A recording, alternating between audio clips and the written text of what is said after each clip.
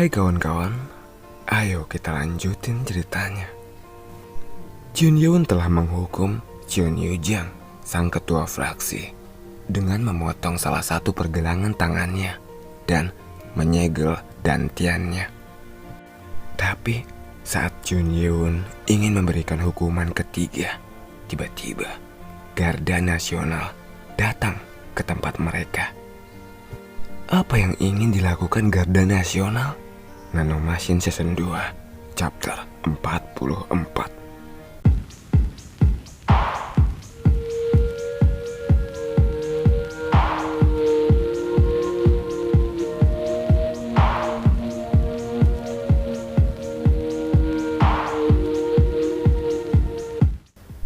Pintu masuk ke gedung markas kelompok Yongchun yang dipimpin oleh Chun Yu-jang adalah melalui danau yang luas. Di sana terlihat sebuah kendaraan Garda Nasional berkemah di sana, dan ada lebih dari 50 orang Garda Nasional mengantri di pintu masuk yang tertutup. Terlihat orang paling depan adalah pemimpin mereka, seorang pria paruh baya dengan alis pucat. Dia adalah Major Baek Jin Chang. Major Baek, apakah kita benar-benar harus menunggu di sini? Ayo, mari kita mulai pencarian segera. Seorang pria berjanggut yang menunggu dengan tangan bersilang berkata, "Tunggulah, jangan tidak sabar seperti itu, Kapten Ha." Di dalam rompi yang mereka kenakan tertulis penjaga gerbang yang tergambar di atasnya. Dia adalah Ha Hyun Gang, kapten penjaga gerbang kota Jinan. Merasa tidak dapat mengerti mengapa dia harus menunggu, Ha Hyun Gang memprotes. "Apa maksud Anda? Jangan tidak sabar. Sebuah benda terbang tak dikenal jatuh di sini. Jika itu ada hubungannya dengan gerbang, itu akan menjadi masalah besar kan? Aku tidak bisa mengerti mengapa Major begitu baik kepada kelompok Yongchun." Merasa tidak senang dengan ungkapan itu, Baek Jin Chang mengerutkan kening. Sebenarnya, seperti yang dikatakan Kapten, mereka memiliki wewenang untuk melakukan pencarian secara paksa jika ada masalah yang terkait dengan gerbang. Tapi mengapa mereka harus menunggu dan bersabar untuk mendapatkan izin untuk masuk dari mereka? Alasannya sangat sederhana. Itu semua karena andai saja Kapten tahu jumlah uang yang kami terima dari grup Yongchun layak untuk ditunggu. Tugas pencarian benda tak dikenal ini harus dilakukan selembut mungkin agar dia dan Garda Nasional terus menerima sumbangan. Namun, itu bukan sesuatu yang bisa dia katakan begitu saja. Kapten, seperti yang Anda tahu, kelompok Yongchun adalah para prajurit murim. Jika mereka menemukan objek berbahaya seperti itu, mereka akan segera melaporkannya. Tapi, lihatlah. Tempat markas kelompok Yongchun terlihat sangat tenang. Jika benda berbahaya jatuh, maka mereka akan berisik. Ha Hyun Kang mendesah. Dia menyadari bahwa tidak ada gunanya untuk berusaha membujuk sang major. Dia tahu bahwa kelompok Yongchun memiliki pengaruh yang cukup besar di kota Jinan. Tetapi sangat disayangkan bahwa Garda Nasional berada di bawah mereka. Waktu telah berlalu sekitar 15 menit setelah permintaan pencarian diajukan. Tidak lama kemudian, terlihat dari sisi gedung kelompok Yongchun, Ketua Chun Yu-jang muncul bersama para eksekutif dan sekitar 40 orang berseragam yang tampak seperti penjaga keamanan. "Ada apa? Apakah Anda tidak merasa ada yang salah, Major Baek?" "Kau diam saja. Biar aku yang berbicara dengan mereka." Major Baek Jin Chang berbicara dengan berbisik kepada Kapten, lalu mendekati mereka. Dan dengan nada tajam, dia berbicara kepada Chun Yu-jang. Oh, astaga. Ketua Yong Yu Chun, maaf mengganggumu larut malam. Yong Yu Chun itu adalah sebuah nama samaran yang diketahui oleh pihak Garda Nasional. Sejak pembubaran resmi perusahaan Langit Hitam, sebagian besar pemimpin klan, termasuk keluarga Lord, menyembunyikan identitas asli mereka dan menggunakan nama yang berbeda. Sebenarnya ini agak merepotkan. Tapi kalian adalah seorang pekerja keras yang bekerja menjaga tembok setiap hari. Mengapa seorang pengusaha biasa sepertiku ini diganggu olehmu malam-malam begini? Kedua orang itu bertukar kata-kata ringan. Mereka saling basa-basi. Seperti yang diharapkan dari ketua kita. Direktur Hwang Myung-oh yang melihat akting Chun Yu-jang dari kejauhan secara alami merasa senang. Dia cemas tadinya karena pergelangan tangan ketua dipotong dan dantiannya disegel. Tetapi orang itu, tetua Chun Yu-jang, bertindak seproporsional mungkin. Baik Jin-chang yang melihat lengan kiri yang diperban dengan tatapan bingung berkomentar. Ketua, sepertinya Anda sedang terluka. Jangan hiraukan ini. Ini hanya kecelakaan kecil. Oh, begitukah? Kecelakaan? Baek Jin-chang bingung dan bergumam dalam hati. Ketua kelompok Yongchun adalah seorang pendekar murim yang tidak terdaftar. Tetapi dia tahu bahwa orang ini memiliki seni bela diri yang hebat. Bahkan, dia telah melihat orang itu beraksi beberapa kali dalam perang. Ngomong-ngomong, aku dengar Anda membuat permintaan pencarian untuk benda terbang tak dikenal. Ya, kurang lebih memang seperti itu. Badan Pertahanan Nasional telah mendeteksi benda terbang tak dikenal, tetapi menghilang di lokasi ini. Sang Major Baek Jin-chang mengatakan hal itu seolah bahwa pencarian itu tak dapat terelakkan. Oh, pantas kalian datang ke sini. Jika seperti itu. Setelah mengatakan itu, Chun Yu-jang menatap Hwang Myung-oh yang berada di sebelahnya. Direktur Hwang Myung-oh mengangguk sambil mengeluarkan tablet PC dari tasnya dan menunjukkannya pada Baek Jin-chang. Ini adalah... Ya, kami telah mendapat izin dari Departemen Keamanan Balai Kota untuk memberikan laporan kami besok pagi setelah tim keamanan kami melakukan pencarian sendiri. Baek Jin-chang mengerutkan kening mendengarnya. Di bagian bawah email itu memang ada tanda Balai Kota Jinan dan tanda tangan elektronik Kepala Departemen Keamanan. Baek Jin-chang ragu-ragu sejenak. Dia sebenarnya ingin melakukan pencarian secara kasar di gedung itu karena hubungan mereka dan pergi. Tetapi dia merasa ada sesuatu yang terjadi ketika mereka menunjukkan surat dari balai kota itu kepadanya. Pada saat itu, Kapten Ha Hyun-gang, sang kapten penjaga gerbang yang mendengarnya dari samping, turun tangan. Major Baek, bahkan jika balai kota memberikan mereka izin, bukankah ini adalah masalah yang harus diperiksa oleh Badan Pertahanan Nasional secara langsung? Mendengar itu, Ketua Chun Yu-jang menyipitkan matanya dan berkata, bukankah keamanan balai kota lebih tinggi derajatnya daripada pertahanan, Kapten Ha? Iya, tapi saat itulah, itu bukan masalah terkait gerbang, Ketua Yong. Saat Ha Hyung Kang maju selangkah, 12 penjaga gerbang di belakangnya berjalan. Mereka menunjukkan bahwa mereka akan melakukannya, bahkan dengan cara paksa. Bangke. Kelompok Yongchun ini memang tidak rukun dengan kelompok penjaga gerbang. Chun Yu-jang yang sedang dalam suasana hati yang buruk setelah dimarahi oleh Chun Ye-won tidak menerima tindakan mereka. Chun Yu-jang mengangkat tangan kanannya dan penjaga keamanan di belakangnya, meletakkan tangan pada pedang di pinggang mereka.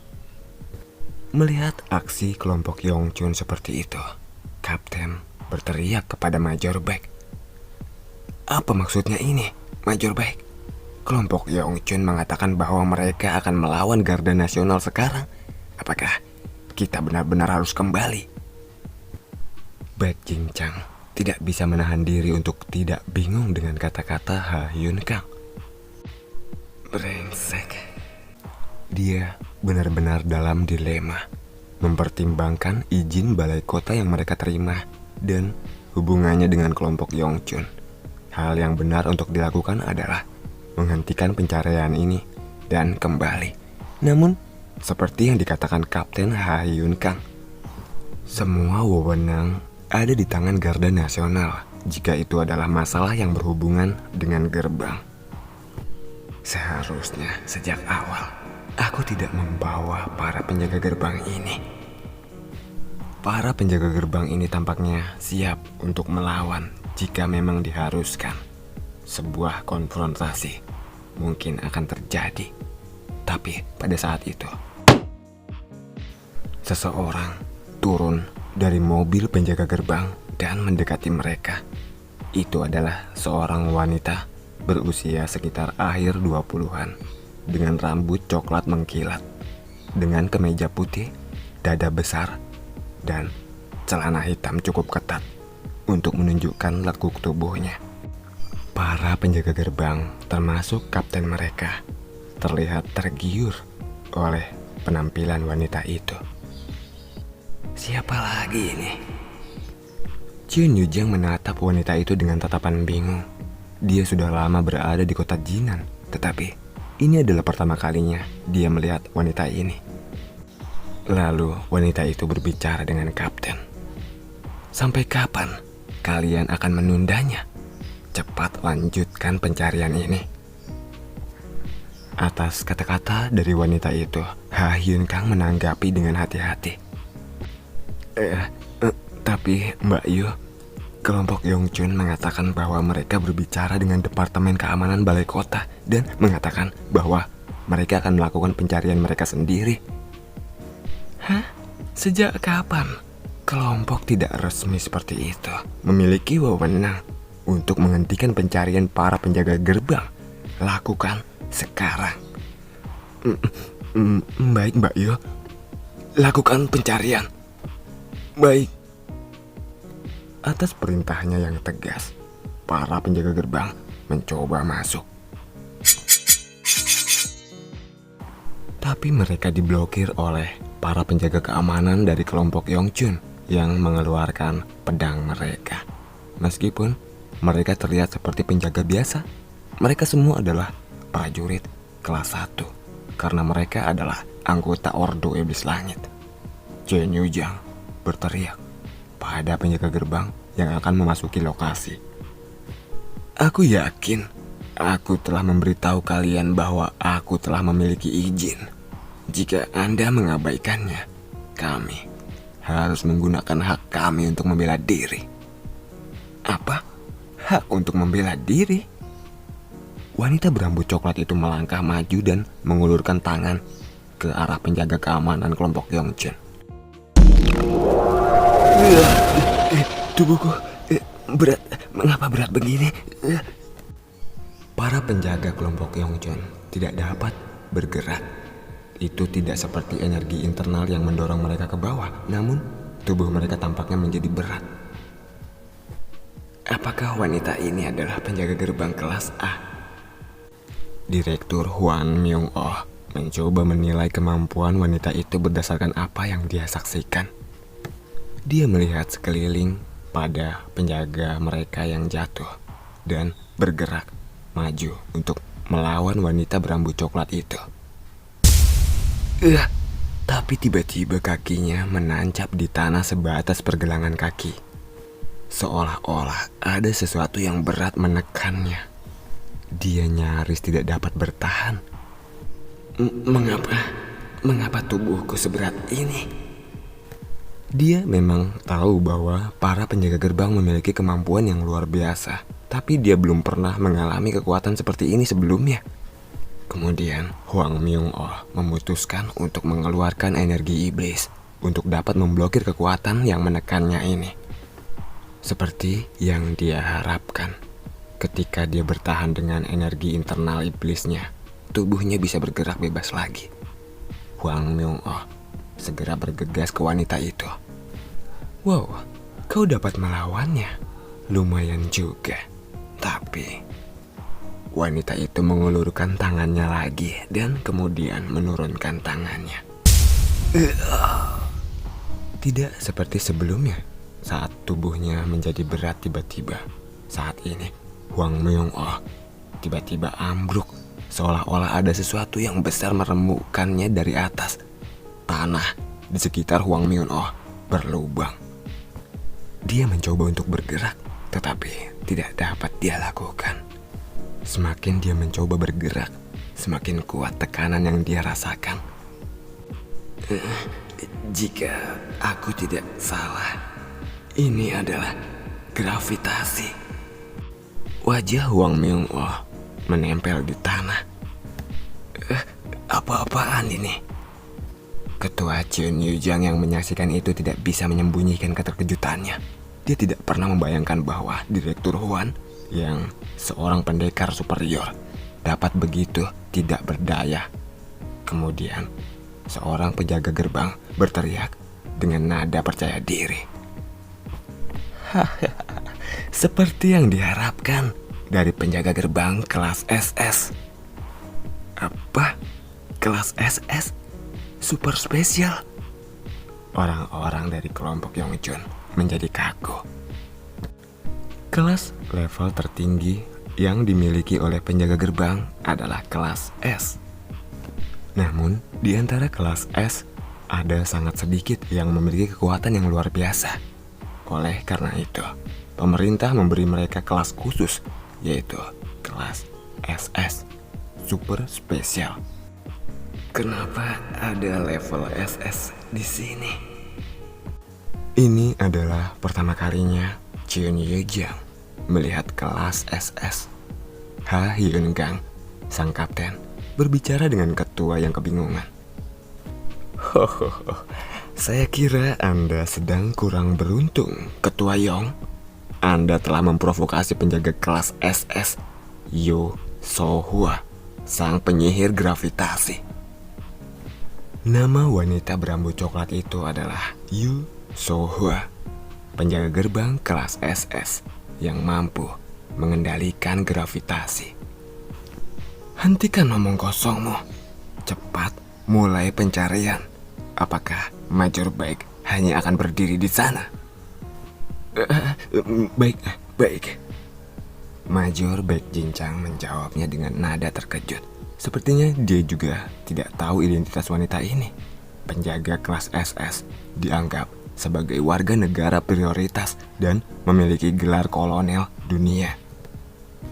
Semuanya cepat, lanjutkan pencarian kalian. Baik. Para garda nasional mencoba memasuki lokasi dengan mengikuti para penjaga gerbang. Wajah Cheon Yu-jang berkerut. Bangke. Pencarian yang seharusnya dapat mereka hentikan akan tetap dilakukan karena munculnya seorang penjaga gerbang kelas SS. Andai saja dantiannya tidak sedang disegel, dia pasti akan berdiri dan bertarung di sana. Tapi sekarang tidak ada yang bisa menghentikan monster seperti itu. Saat kapten melewati ketua Cheon Yu-jang, dia meledek dengan menertawakan Cheon Yu-jang. Cheon Yu-jang jengkel, kesal karena dia tidak dapat melakukan apapun. Tapi saat itu dia menerima pesan telepati. Kesalahanmu yang ketiga adalah karena kau lemah. Meskipun kau menghunus pedang karena kau menginginkan posisimu sebagai ketua, kau tidak dapat membangun kembali sekte dan hanya membuat kebingungan dari para anggota bertambah.